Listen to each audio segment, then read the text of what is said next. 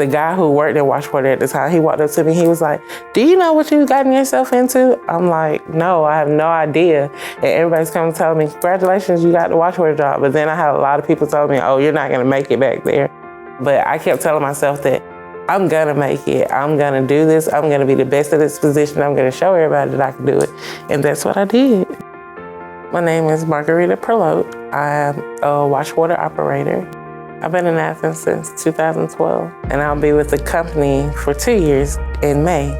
I love it. People are great, supervising managers. We work as a team and get everything done. Before I became a washwater operator, I was just a packager here. They posted jobs, and I applied for anything that they put on the board. So whatever was up there, I applied for it. And then I got washwater. Been in that position for 1 year and 6 months now. So washwater is like the blood vessel to CertainTeed. Like if we don't have washwater, we can't run. I wanted to make sure I got all the proper training and knew what it took to keep it running at all times.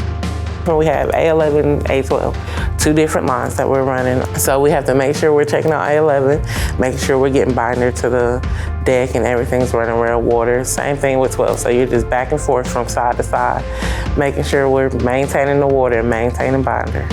If it's a good day, you're spending no more than an hour and a half in those sumps every day.